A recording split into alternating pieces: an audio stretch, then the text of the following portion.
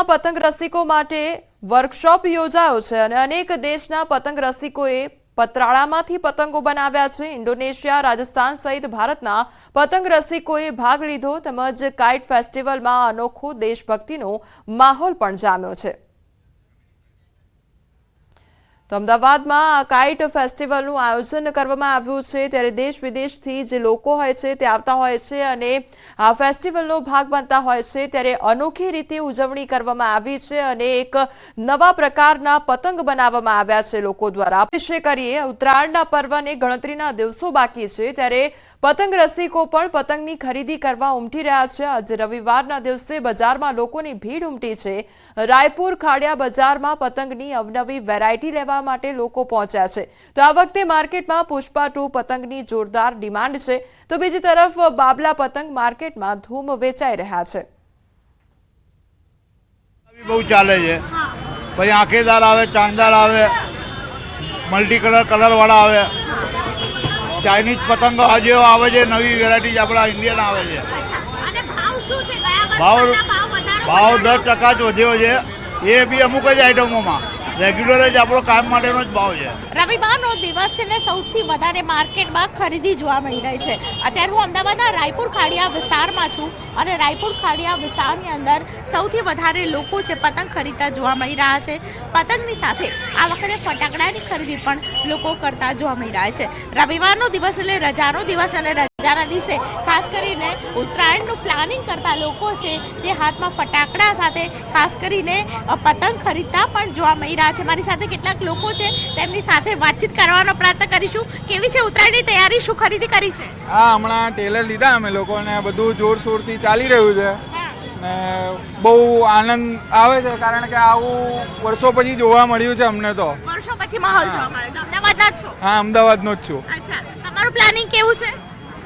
સારું છે, અત્યારે રંગાવાની છે દોરીઓ। ગુજરાતમાં પતંગ ઉદ્યોગ છે તે વિકસ્યો છે પરંતુ રાયપુર અને ખાડિયાની વાત કરવામાં આવે તો ઉત્તરાયણના આગલા દિવસે કતલની રાત તરીકે અહીં ખાસ કરીને ભીડ પણ એટલી હોય છે કે પગ પણ મૂકી ન શકાય તેવી પરિસ્થિતિ વચ્ચે લોકો ખરીદી કરતા જોવા મળી રહ્યા છે। છેલ્લી ઘડીની ખરીદી કરતા ખાસ કરીને રવિવારના દિવસે છે તે લોકો જોવા મળી રહ્યા છે। કેમેરામેન પંકજ મકવાણા સાથે દીપિકા કુમાર, ન્યૂઝ 18 ગુજરાતી, અમદાવાદ।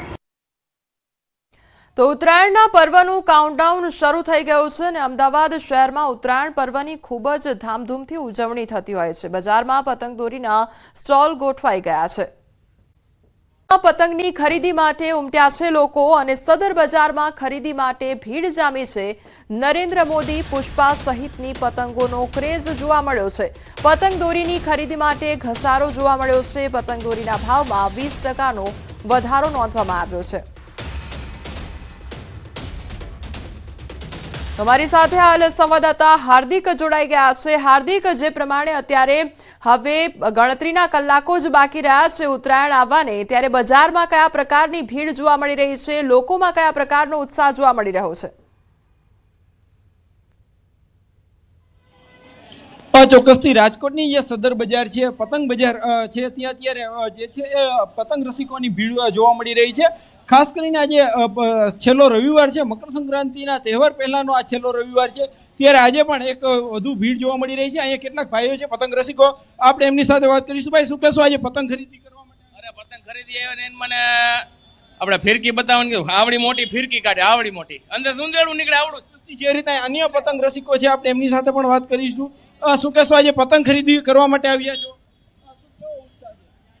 બહુ જ ઉત્સાહ છે અમને। આજે શું ખરીદી કરી છે તમે?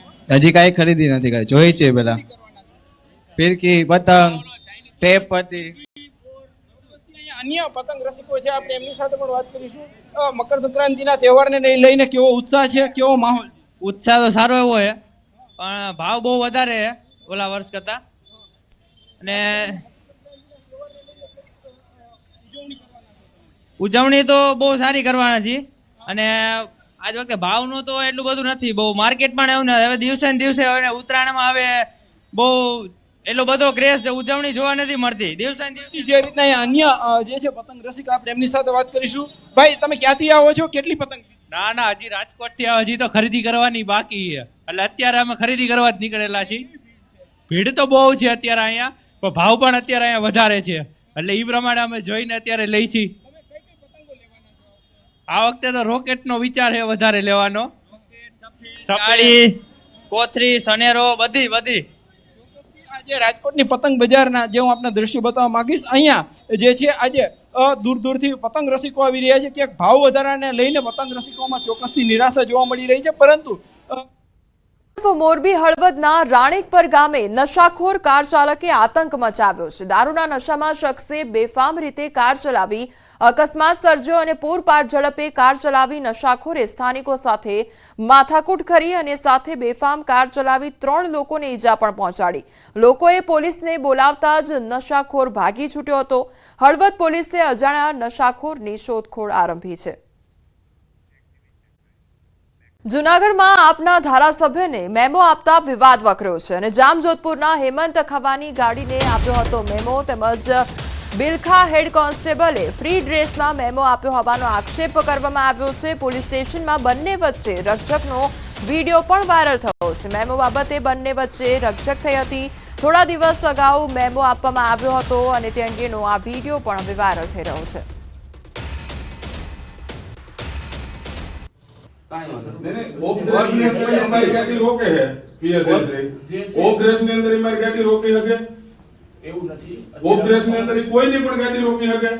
અમારે ચાલુ જ છે. તમે દમ મારવાનું ના કરો.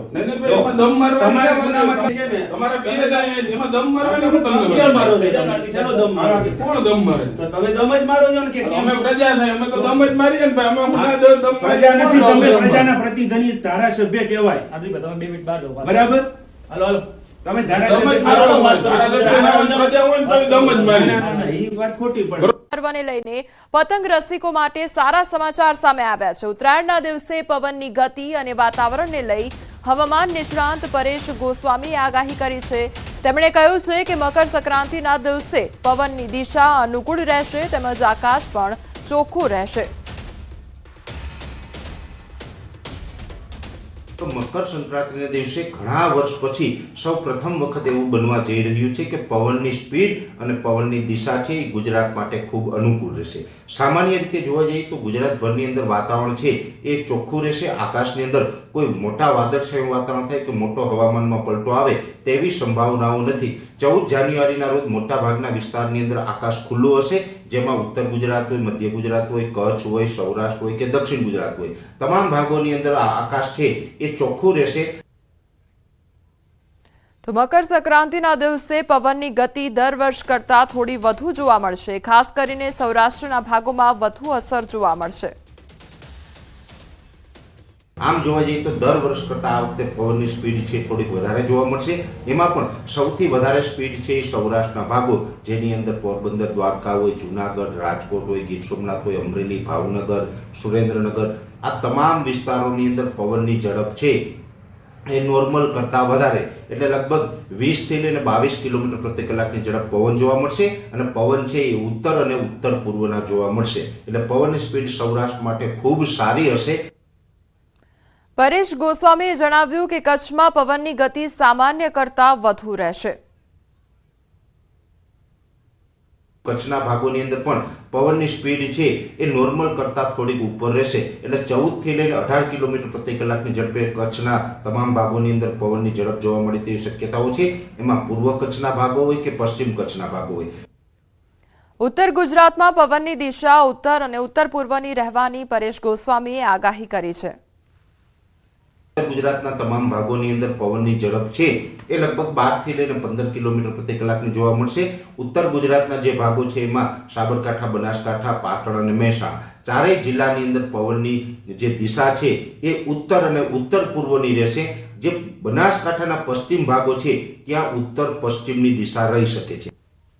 ઉત્તરાયણના દિવસે અમદાવાદ, ગાંધીનગરમાં પવનની ગતિ સારી રહેવાની પણ આગાહી કરવામાં આવી છે. અમદાવાદ, ગાંધીનગર, આણંદ, ખેડા, નડિયાદ હોય, બરોડા હોય કે વિરમગામ જેવા વિસ્તાર હોય, આ તમામ વિસ્તારોની અંદર પવનની ઝડપ છે એ 10 થી લઈને 12 કિલોમીટર પ્રતિ કલાક અને અમુક વિસ્તારો એવા હશે કે ત્યાં 12 થી લઈને 15 કિલોમીટર પ્રતિ કલાકની ઝડપ પવન જોવા મળે તેવી શક્યતાઓ છે. અને એ વિસ્તારોમાં પણ પવન છે એ મુખ્યત્વે ઉત્તરના પવનો જોવા મળે તેવું એક અનુમાન છે. દક્ષિણ ગુજરાતમાં ઉત્તરાયણના દિવસે પવનની ગતિ સવારથી બપોર સુધી ઓછી રહેવાની હવામાન નિષ્ણાંત પરેશ ગોસ્વામીએ આગાહી કરી છે. ખાસ કરીને દક્ષિણ ગુજરાતના ભાગોની અંદર સવારથી લઈને બપોર સુધી પવનની સ્પીડ થોડીક ઓછી હશે. બપોરે 2 વાગ્યા બાદ પવનની સ્પીડ સારી એવી જોવા મળે અને એકંદરે પતંગ રસિકો માટે બપોર પછી સારા સમાચાર આપણે ગણી શકાય.